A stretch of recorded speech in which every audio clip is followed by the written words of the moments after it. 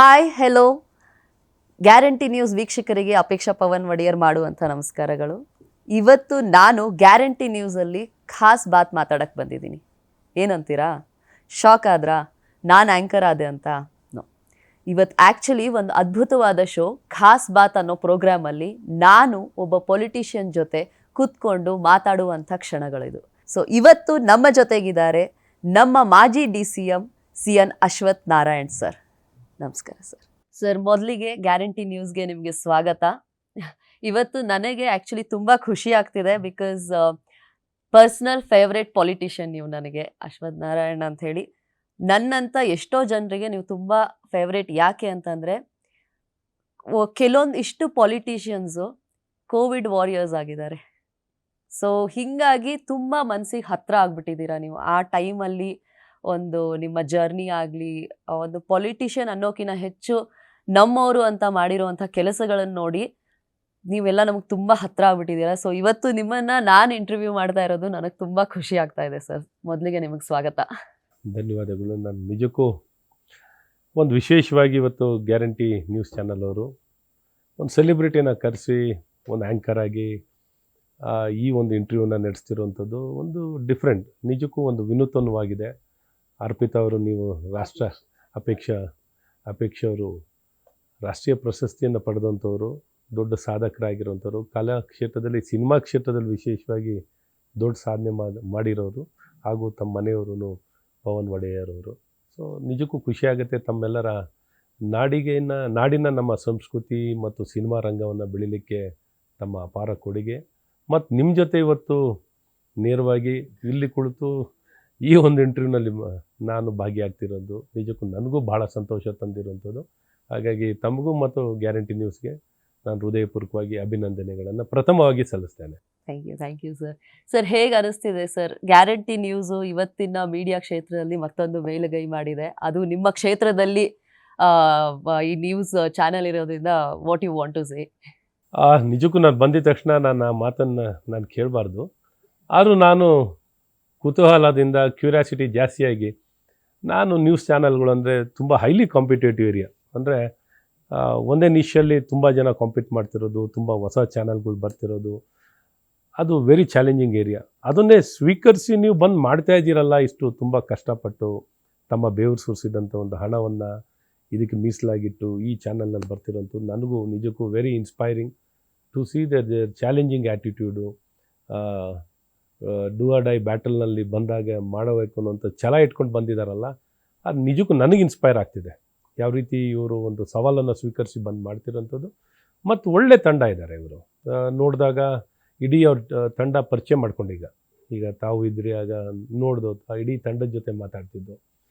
ಹಾಗಾಗಿ ನಾನು ರಾಧಾ ಹಿರೇಗೌಡರು, ಶಿವಸ್ವಾಮಿಯವರು, ಸತೀಶ್ ಆಂಜನಪ್ಪನವರು, ಮಿತಿರ ಹಲವಾರು ಜನ ಏನು ತಂಡ, ಇಡೀ ಇನ್ಪುಟ್ ಔಟ್ಪುಟ್ ಎಲ್ಲ ಇರೋವಂಥ ಟೆಕ್ನಿಕಲ್ ಟೀಮ್ ಎಲ್ಲರೂ ನೋಡಿದಾಗ ಭಾಳ ಖುಷಿ ಆಯಿತು.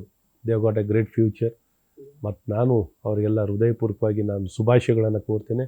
ಗ್ಯಾರಂಟಿ ಚಾನಲ್ ಒಂದು ಗ್ಯಾರಂಟಿಯಾಗಿ ಬೆಳೀಲಿ ಅಂತ ನಾನು ಪ್ರಥಮವಾಗಿ ನಾನು ಶುಭವನ್ನು ಹಾರೈಸ್ತಾ ಇದ್ದೀನಿ. Thank you sir. ಸರ್, ಈ ಇಂಟರ್ವ್ಯೂನ shall we call A to A interview? ನೀವು ಅಶ್ವಥ್ ನಾರಾಯಣ್, ನಾನು Apeksha, so it is like A to A interview. ಚೆನ್ನಾಗಿದೆ, B to B ಇದಾಗಿದೆ, A to A ಇದ್ದಂಗಿದೆ, ಚೆನ್ನಾಗಿದೆ. ಅಪೇಕ್ಷಾ ಅವ್ರ ಜೊತೆ ಅಶ್ವಥ್ ಚೆನ್ನಾಗಿದೆ. A to A. So sir, ನೀವು ಹುಟ್ಟಿ ಬೆಳೆದಿದ್ದು ಇದೇ ಮಲ್ಲೇಶ್ವರಂ ಇದರಲ್ಲಿ. ಸೊ ಹೇಗೆ ನಿಮ್ಮ ಬಾಲ್ಯ ನೆನೆಸ್ಕೋಬಹುದಾ? ನೀವು ನಮ್ಮ ಹತ್ರ ಶೇರ್ ಮಾಡ್ಬೋದಾ? ಖಂಡಿತ.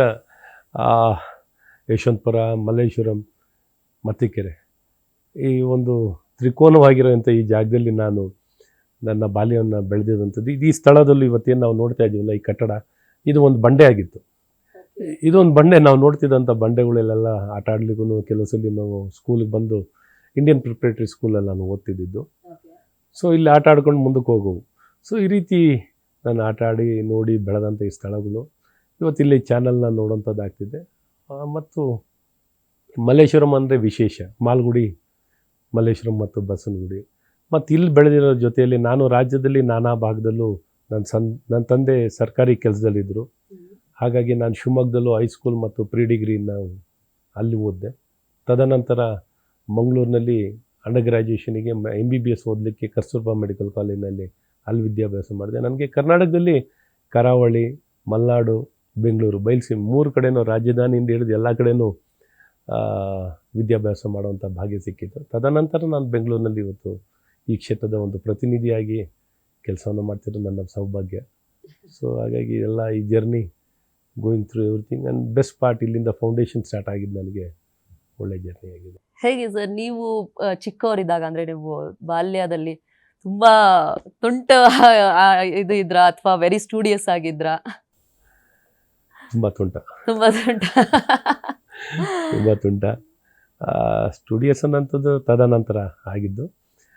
ತುಂಬ ಆಟ, ಯಾವಾಗ ನೋಡ್ರೂ ಆಟ ಆಡಬೇಕು, ಆಟದಲ್ಲೇ ಇರಬೇಕು, ಓಡಾಡ್ತಾ ಇರಬೇಕು, ಆಟ ಆಡ್ತಾ ಇರಬೇಕು, ಸ್ನೇಹಿತರ ಜೊತೆ ಎಲ್ಲ ರೀತಿಯಾದಂಥ ಆಟದಲ್ಲಿ ಭಾಗಿಗಳಾಗಿರೋವಂಥದ್ದು, ಓಡಾಡ್ಕೊಂಡಿರುವಂಥದ್ದು ಜಾಸ್ತಿ ಹುಚ್ಚಿತ್ತು.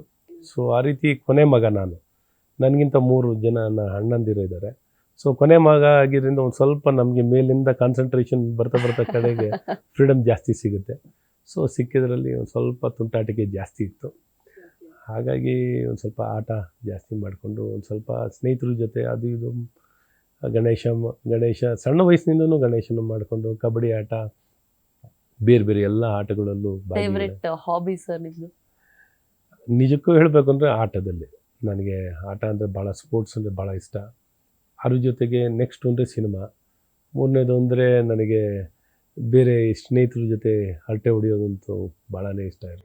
ಬಿಫೋರ್ ಕಮಿಂಗ್ ಟು ಸಿನಿಮಾ, ನೀವು ಡಾಕ್ಟ್ರು, ಎಲ್ಲರಿಗೂ ಗೊತ್ತಿರುವಂಥ ವಿಷಯ. ಹೇಗೆ ಸರ್ ಫಸ್ಟ್ ಡಾಕ್ಟರ್ ಜರ್ನಿ ಕೇಳೋಣ, ಆಮೇಲೆ doctor to a politician journey ಕೇಳೋಣ.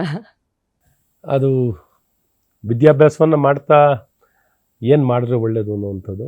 ಒಂದು ಮನುಷ್ಯರ ಜೊತೆ, ನಾಗರಿಕರ ಜೊತೆ ಹತ್ತಿರವಾಗಿರ್ಬೋದು, ಒಂದು ಮನಸ್ಸನ್ನು ನಿಜಕ್ಕೂ ಚೆನ್ನಾಗಿ ಅರ್ಥೈಸ್ಕೋಬೋದು, ಮಾನಸಿಕವಾಗಿಯೂ ಒಂದು ದೈಹಿಕವಾಗಿಯೂ ನೋಡಿದಾಗ ಭಾಳ ಹತ್ತಿರವಾಗಿ ಜನರಿಗಿರ್ಬೋದು. ಒಂದು ವಿದ್ಯಾಭ್ಯಾಸ, ವೈದ್ಯಕೀಯ ಶಿಕ್ಷಣ ಭಾಳ ಉತ್ತಮವಾಗಿರುತ್ತೆ ಅನ್ನೋದನ್ನ ಅರ್ಥ ಮಾಡಿಕೊಂಡು, ನನ್ನ ತಾಯಿ ಆಸೆನೂ ಆಗಿತ್ತು, ನೀನು ಒಬ್ಬ ವೈದ್ಯ ಆಗಬೇಕು ಅನ್ನೋಂಥ ನನ್ನ ತಾಯಿ ಆಸೆನೂ ಆಗಿತ್ತು. ಮತ್ತು ನನಗೂ ಅದು ಸರಿ ಅನಿಸ್ತು.